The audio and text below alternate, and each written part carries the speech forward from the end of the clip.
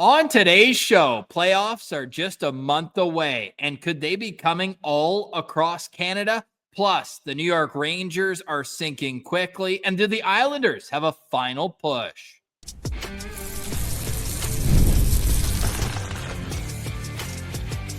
You're Locked On NHL, your daily podcast on the National Hockey League. Part of the Locked On Podcast Network, your team every day. Hello and welcome to this Wednesday, March 19th edition of the Locked On NHL podcast. I'm Ross Levitan. You can find me 5 days a week over at Locked On Ottawa Senators. I'm with Mike DiStefano from Locked On Toronto Maple Leafs. This episode's brought to you by Monarch Money. Take control of your finances with Monarch Money. Use code LOCKEDONNHL at monarchmoney.com for 50% off your first year. We're going to get into the playoff picture in the East and Western Conference, talk about all the Canadian content we could see, eh? And wait until you hear the rant from John Chick coming up from New York Rangers. They're Locked On show, and he is locked on the offseason already, but they're just outside looking in. And the Islanders have 2 straight wins. They've got a big game tomorrow against the Montreal Canadiens. Mikey, let's start with those Canadiens because Pesky, I don't think, would give them enough credit. They're the hottest team in the league since the Four Nations. Yeah, I mean, the Canadiens have played some terrific hockey and they're getting contributions up and down the lineup. I mean, that line of Slafkovsky, Caulfield, and Nick Suzuki has been unbelievable. And I mean, you had a good view of it last night when they went in and beat your Ottawa Senators, couldn't hold the third period lead there. And that was a valuable 2 points that they gave up to Montreal, who all of a sudden are in a playoff spot. Like 3 months ago, did you envision yourself talking about the Montreal Canadiens and then battling and being in a playoff spot after the trade deadline? I know I did not. No, you have to give them credit where it's due, right? Since the start of the season didn't go their way, it was kind of as expected. You know, they're crawling along. But basically, since December 1st, Ottawa and Montreal are 2 of the top 10 teams in the National Hockey League. Ottawa's 7th and Montreal's 9th, and they've climbed their way up from 15th and 16th in the Eastern Conference on December 1st to now 7th and 8th and in a playoff spot. The Senators have a 4-point lead over Montreal, and Montreal just a 1-point lead over the Rangers, but the Habs do have 2 games in hand. The Rangers falling to the Flames, and I keep teasing it, but it's that good. John Chick coming up in the next segment. With Montreal, though, last night, it wasn't even that top line. They have been great. You're right. Nick Suzuki got a big power play goal, turned out to be the game winner with less than 5 minutes left. But at 5-on-5, it was Josh Anderson. It was Brendan Gallagher. It was the veterans that are kind of over the hill and overpaid is how I said it on Locked On Senators. But the reason why they're making that money is that they have that game inside them. Can they do it as consistently as they once could, maybe 4 years ago? Probably not. But hey, on any given night, guys can step up, and any good team is going to have that depth where who knows who's going to win them that game. Again, Suzuki gets the game winner, but 2 goals for Josh Anderson, goal from Brendan Gallagher, and Samuel Montembeault. What's that? Did you see the Caulfield goal? I mean, well, obviously you saw it, but like that was like Makar-esque, that Caulfield goal. No, you're talking about Hudson. Sorry, Lane Hudson. Yeah, sorry, Lane Hudson. Yeah, Cale Makar-esque. Like that kid is so freaking good now. Like it's unbelievable. I hate the pre-draft. I had a profile on him. We do our draft rankings on Locked On Sens. I said, this guy is going to be – the only problem he's going to give you is you have to get the extra small jersey out at the draft podium. Other than that, this guy's a big game player, and it's just, hey, he went to the Habs. I mean, my goodness. They've drafted a few of my favorites, but he's worth the price of admission. Anytime he's on the ice, something can happen, and I think he's learned to be exciting, but also rail it in. I know they're talking on Locked On Habs about how he's picking his spots a lot more, and he picked one great. He broke Michael Amadio's ankles at the top of the circles there near the blue line, found some space, and ripped it home. That was to tie the game in the third period. Then Travis Hamonic answered for Ottawa, first goal in 76 games, and everyone was feeling good in Ottawa until they got that penalty late in the game after it was already tied up. 4-on-2 one way, take a tripping penalty as the puck was turned over, and I thought it was a great kill for 1 minute and 50 seconds, and then they set up once, and it was in the back of the net. But you got to tip your hat to the Montreal Canadiens. Now, that means 6 out of 7 Canadian teams are in the playoffs right now. Only the Vancouver Canucks are on the outside looking in, Mikey. Like, how many Canadian teams think we could see at the end of the day here make playoffs? Well, I think the Sorry, most only the Flames are out. My bad. Flames are out by 2 points. Vancouver got a huge Vancouver's win in. yesterday over the Winnipeg Jets, so they're in. Yeah, and I think that's really the most we can see, because I think there's only really one spot available up for grabs in the West. So it's going to go to either the Vancouver Canucks or the Calgary Flames. Could go to, another team that sneaks in there as well. Like there's St. Louis is a bunch buzzing. of teams. Yeah, St. Louis is winning a bunch of games recently. Like they're right there in the mix. They've won a few in a row here. Well, they 7-2-1 in their last 10. They're tied with Vancouver. It's just got one more game played. Utah's still in the fight a little bit here, so it could go to one of those teams. But I think that's probably that's the ceiling. We're not going to see all 7 Canadian teams in the playoffs. As cool as that would be, there's just not enough playoff spots for now. For now, I might add, for that to happen. But the fact that there's 6 teams, like, I don't think anybody expected that to be the case this year, because Montreal was not supposed to be in the mix. Calgary was not supposed to be in the mix. And, it was a kind of a coin flip for Ottawa. Like for years, we've been talking about how it's time for the Sens to take that leap, take that step, and they hadn't.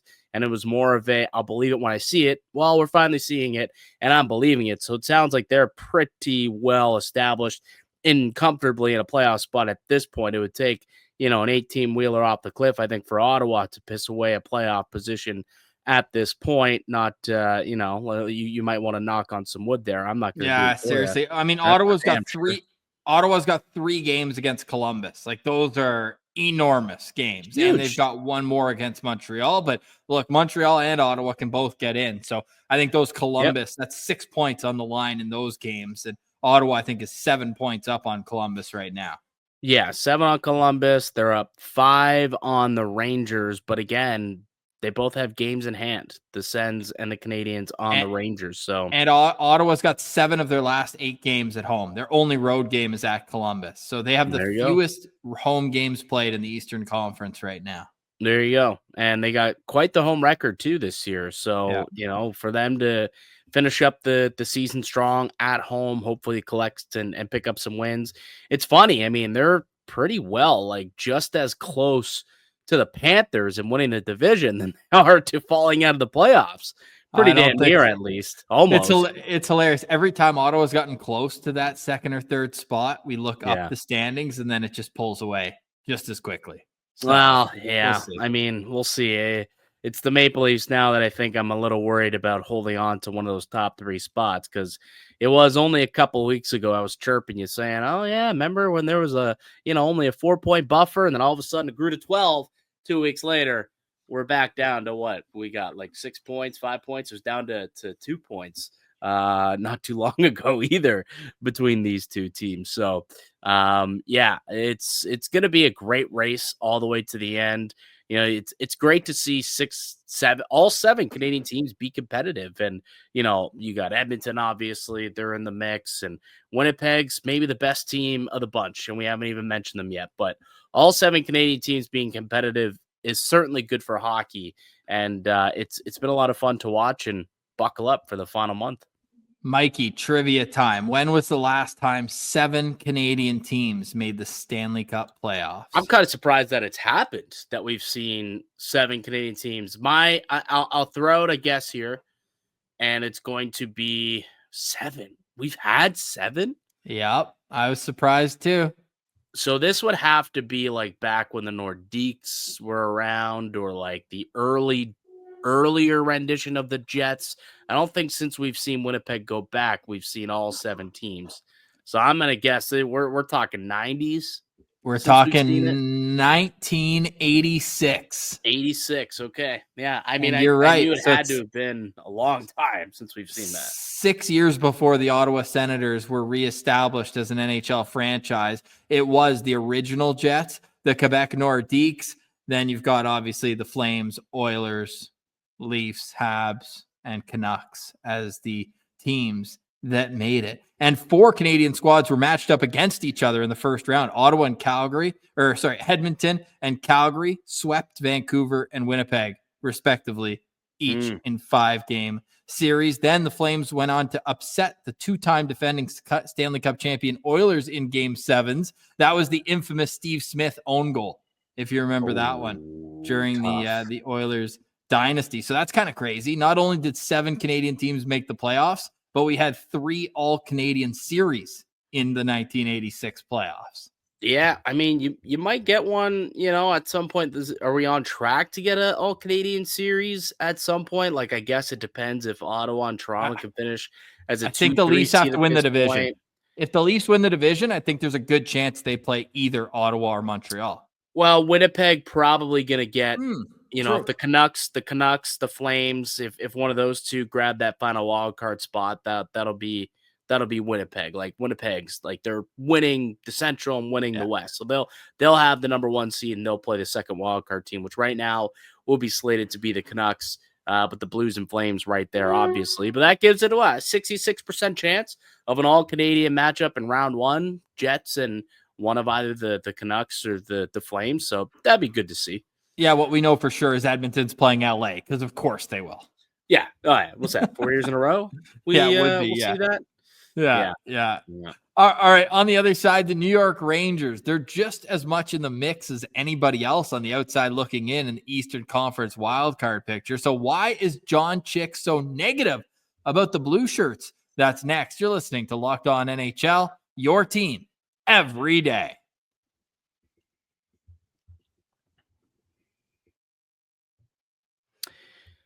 Today's episode is brought to you by Game Time. There's nothing like watching a hockey game live, the energy of the crowd, the sound of the ice on the skates, and maybe even a celebrity sighting out at the rink. If you want to catch a game in person, Game Time makes getting tickets easier than ever. Game Time's new feature, Game Time Picks, filters out the fluff to show you only the best deals on great seats so you don't have to waste time scrolling through thousands of tickets. I just checked the Game Time app, and there are amazing deals on some big-time matchups coming up. Game Time Picks even highlight the super deals, giving you the best bang for your buck. And with seat views before you buy them, they've got no surprise fees and the lowest price guarantee. You can book with total confidence. Take the guesswork out of buying tickets with Game Time Picks. Download the Game Time app, create an account, and use the code LOCKEDONNHL for $20 off your first purchase. Terms apply. Again, create an account, redeem the code LOCKEDONNHL for $20 off.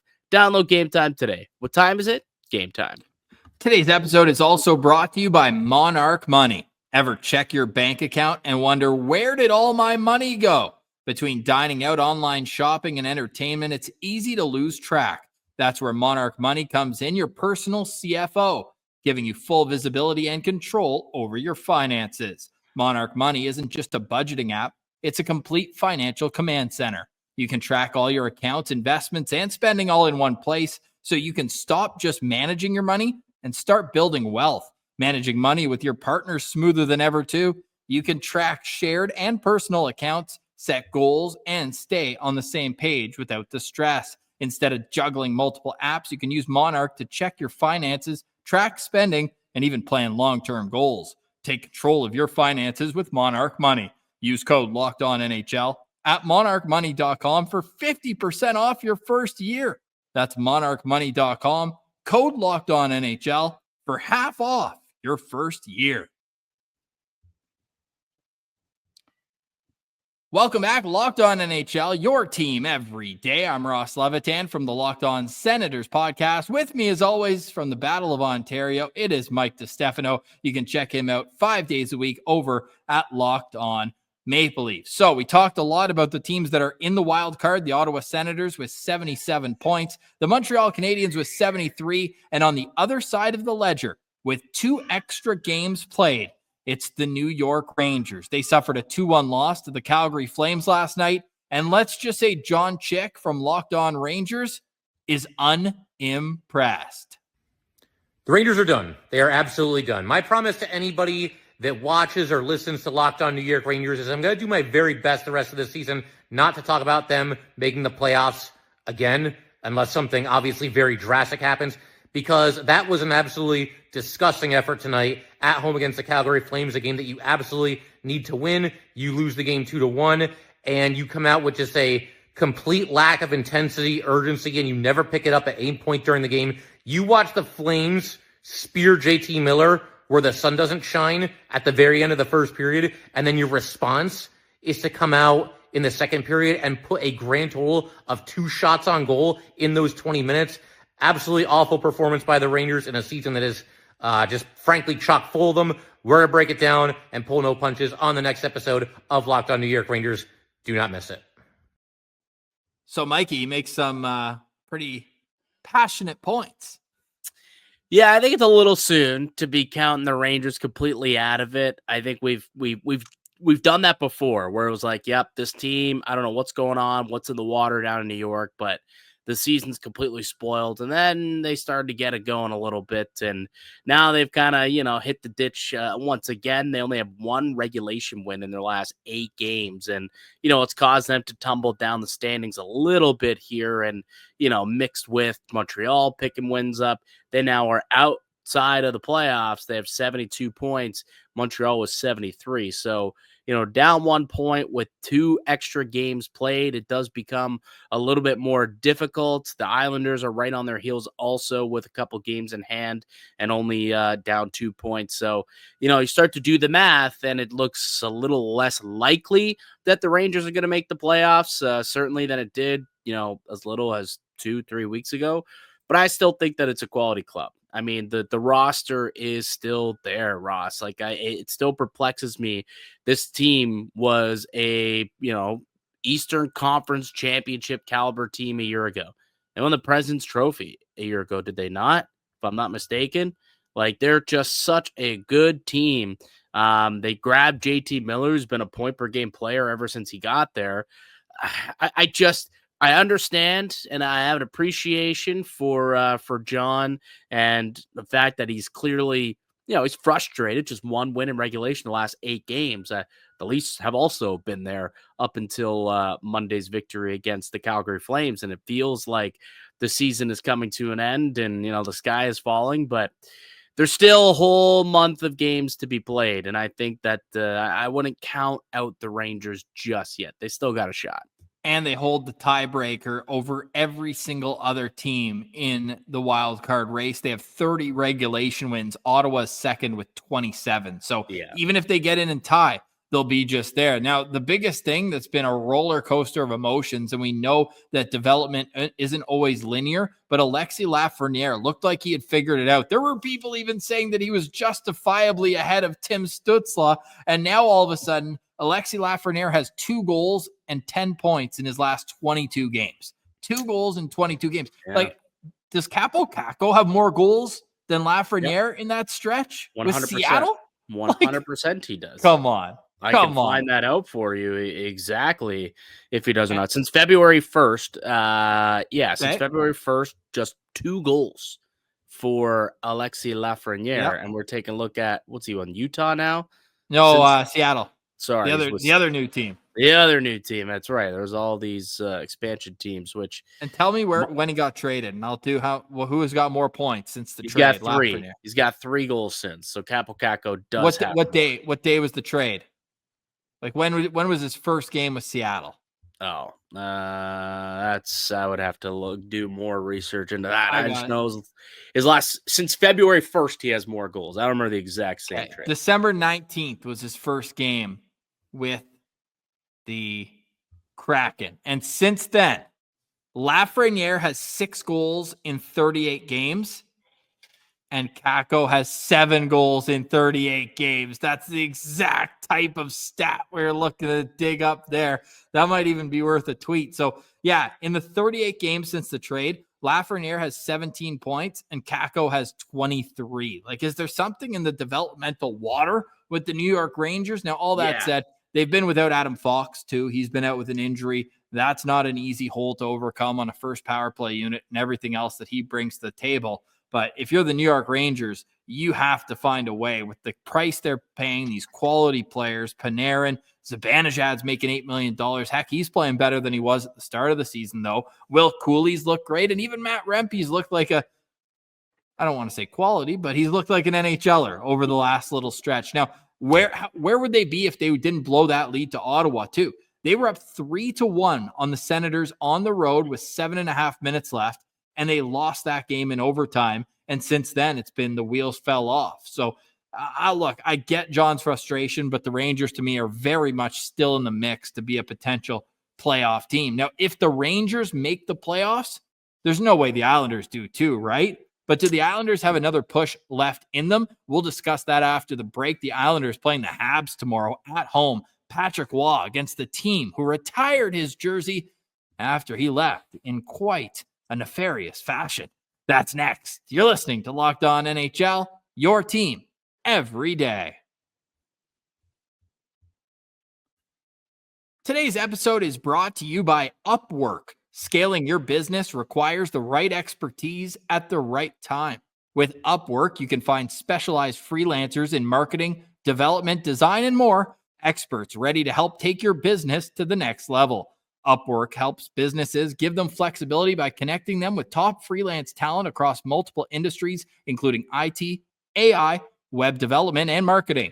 Whether you need extra hands for a project or a long-term partner, Upwork makes hiring simple and affordable. If you need help with a marketing campaign, Upwork can connect you with a freelance expert who delivered incredible results. Posting a job is free and simple, and within a day with multiple quality candidates to choose from, instead of hiring full-time, Upwork's help find affordable top-tier freelancers to scale my business efficiently. Visit Upwork.com right now and post your job for free.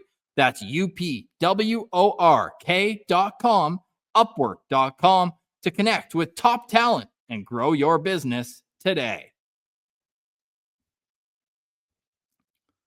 Welcome back, Locked On NHL. I'm Ross Levitan. That is Mike DiStefano. You can find us Locked On Senators, Locked On Maple Leafs, and Mikey, I really want to send Leafs playoff series, buddy. I really, really want one back. Yeah, I mean it'd be great to see, but it's becoming less and less likely by the day. What seems more likely now is instead of it being, a 1 versus wild card seed, I think it'd have to be a 2-3 at this point. I doubt it, man. I have too much belief in Tampa. Yeah, I have too much belief in Tampa. Yeah, that's unfortunate.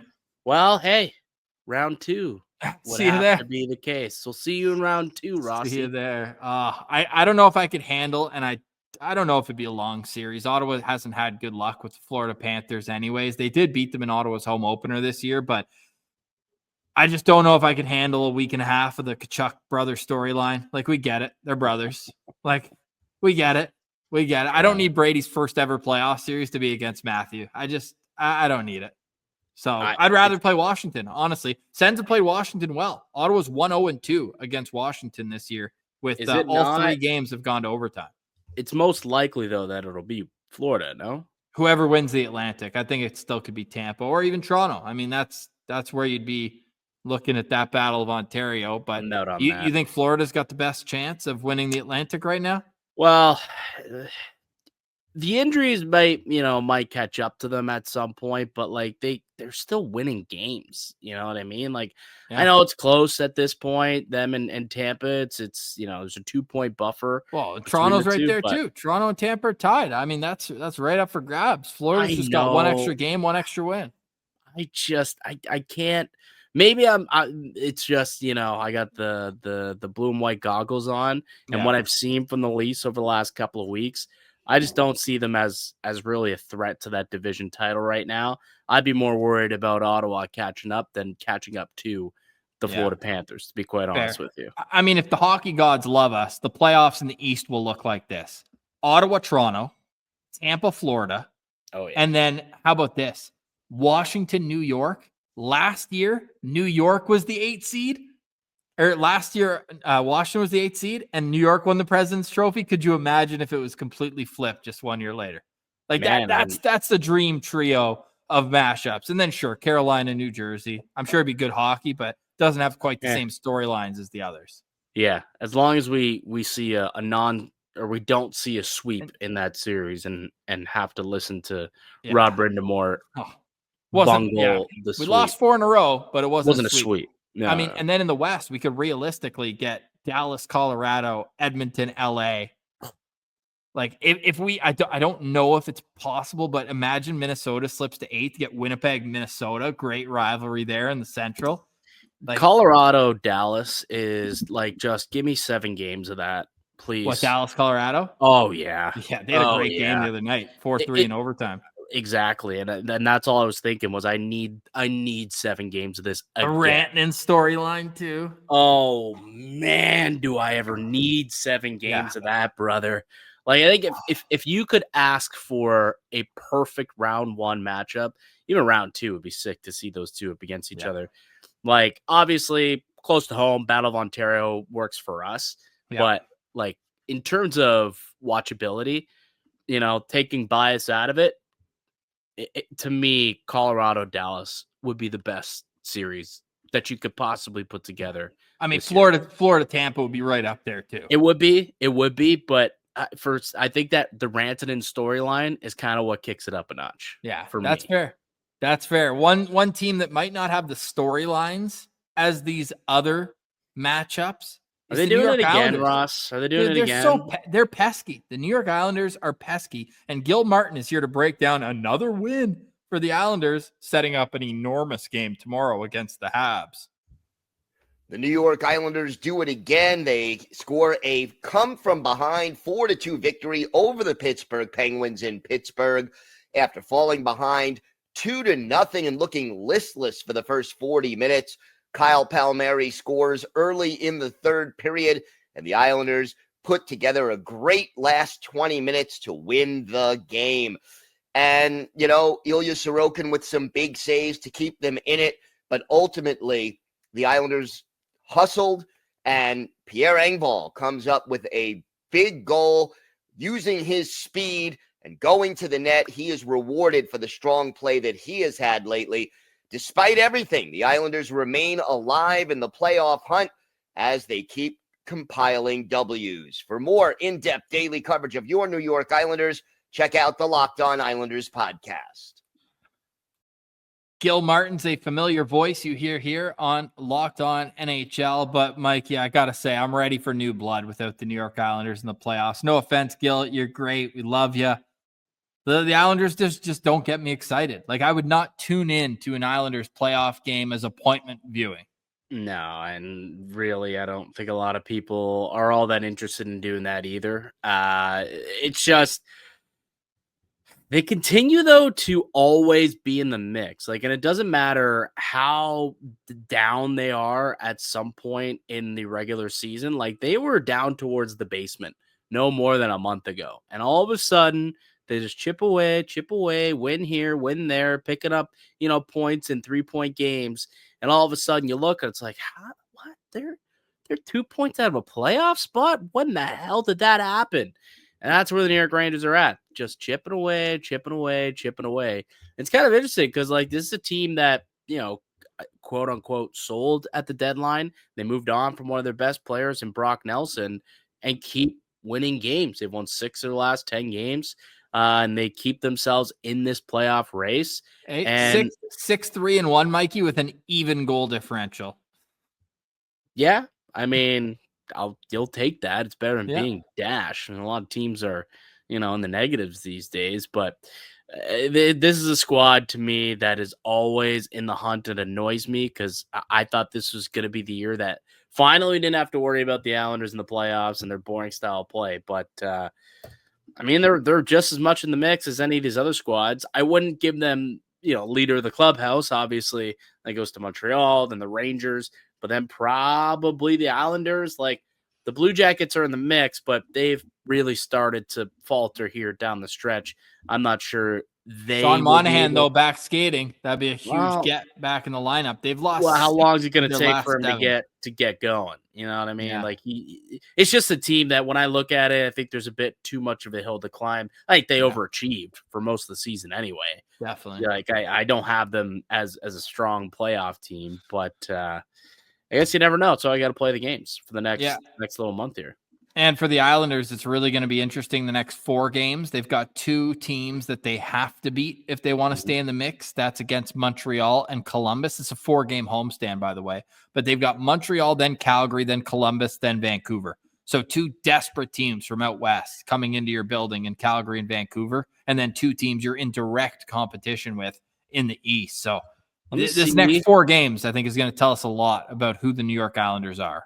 Well, we're at a point in the season where I think taking a look at the strength of schedule also is a smart thing to do when trying to project how things shake Where's out. Ottawa?